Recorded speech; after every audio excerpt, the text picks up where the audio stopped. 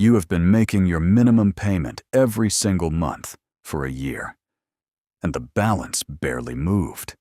That is not bad luck. That is the system working exactly how it was designed. This is not about earning more money. It is about one simple rule most people have never been taught. And over the next 15 minutes, I am going to walk you through the entire system step by step, including real numbers and the mistakes most people make along the way. Here is what nobody tells you about minimum payments. They are not fixed. As your balance goes down, your minimum payment goes down too. Most credit cards calculate the minimum as 1 to 3% of your remaining balance. That means the payment shrinks right alongside the debt, which sounds helpful, but actually works against you. This means your payoff actually slows down over time instead of speeding up. A $5,000 credit card balance on minimum payments alone can take over 15 years to pay off. And here is the part that really hurts. Over that 15 years, the total interest you pay can end up being more than the original $5,000 you borrowed in the first place. You could pay back double the debt without ever missing a single payment. Here is the rule. Lock your payment. Whatever your minimum payment is right now, keep paying that exact same amount every single month, even as the required minimum drops lower and lower. Never let your payment shrink along with your balance, because your payment stays the same while your balance shrinks. More and more of each payment goes toward the actual principal instead of interest. This single habit alone can cut years off a payoff timeline without you needing one extra dollar of income. It is the foundation everything else in this video builds on top of. That is step 1 of the rule. Lock it. Step 2. Once one debt is fully paid off, take that entire locked payment amount and roll it directly onto your next debt. Do not let that money disappear back into your regular spending. Roll it forward every single time. This rolling forward effect is what creates real momentum. Each debt you clear makes the next one fall faster, because you are throwing more and more locked payment power at it.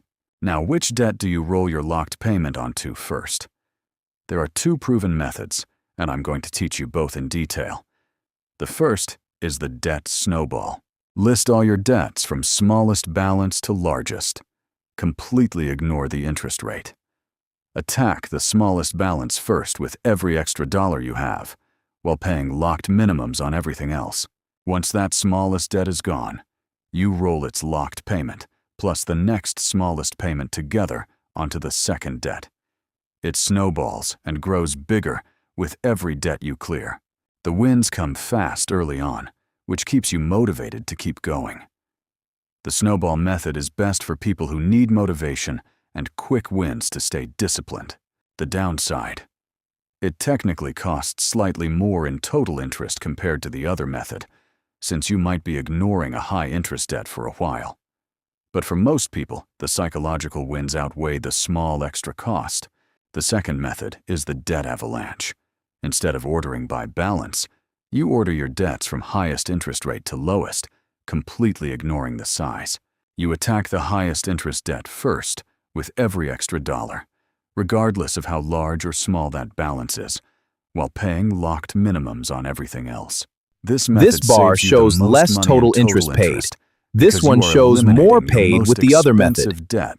Here are 2 paths. Which is the cheapest? The green one is shorter and costs less. So, the cheapest mathematical. The trade-off is that your first win might take longer if your highest interest debt also has a large balance. The avalanche method is best for people who are disciplined with numbers. Both methods use the exact same locked payment rule from earlier. The only real difference between snowball and avalanche is which debt you target first with your extra money. Everything else stays identical. Let me make this real with actual numbers. Imagine 3 debts: a small store card, a mid-size credit card, and a larger personal loan. Let us see how each method handles them differently. The store card has the smallest balance, but a moderate interest rate. The credit card has a medium balance with the highest interest rate of the 3. The personal loan has the largest balance, but the lowest interest rate. With the Snowball method, you would attack the store card first since it has the smallest balance, even though it does not have the highest rate. You get a fast win, then move to the credit card next, then the personal loan last. With the Avalanche method, you would attack the credit card first since it has the highest interest rate, even though the store card has a smaller balance. This costs you a slightly longer wait for your first win, but saves more money overall. In a real example like this, the Avalanche method typically saves a moderate amount in total interest over the full payoff timeline. The Snowball method gives you faster emotional wins along the way. Neither one is wrong. What matters most is that you pick one method, lock your payment, and roll it forward consistently. The exact method matters far less than actually sticking with a plan all the way to the end. Before you start, let me warn you about 3 mistakes that quietly slow down almost every debt payoff plan. Mistake number 1, adding new debt while paying off old debt. Every new charge you add cancels out progress you have already made. If you are serious about this rule, freeze new spending on any card you are actively paying down. Treat it like it does not exist for now. Mistake number 2, not having any emergency fund at all. Without even a small cushion, one unexpected expense forces you right back onto credit cards, undoing months of progress in a single afternoon. Keep even a small starter emergency fund of $500 to $1,000 sitting untouched in a separate account before going all in on extra debt payments. It protects all the progress you are building. Mistake number 3, switching methods every few months out of impatience. Jumping between Snowball and Avalanche over and over actually slows down your progress because you lose the momentum each method builds over time. Pick one and commit to it for at least 6 months before reconsidering. So how do you actually choose? If you have struggled to stick with a debt payoff plan before, choose Snowball. You need those early wins to stay motivated and build the habit. If you are disciplined with numbers and want to save the absolute most money, choose Avalanche. You will not need the emotional boost as much, and the math will reward your patience. There is no wrong answer here. The wrong choice is doing nothing at all. Both methods, combined with the locked payment rule, will get you to the same place. Debt-free. Let us recap everything we covered.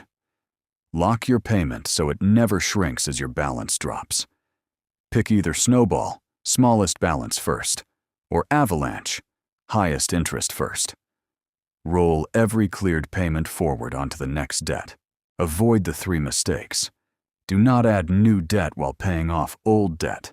Keep a small emergency fund as a cushion, and commit to one method for at least 6 months instead of switching back and forth. Simple to understand, powerful to apply consistently. Your homework today: list out every debt you have with the balance and interest rate. Pick Snowball or Avalanche based on what you learned today. Lock your current payment amount in writing. Somewhere you will see it every day. If this video helped you, hit subscribe right now. Every Tuesday and Thursday, I drop a new video breaking down exactly how money works. I will see you in the next one.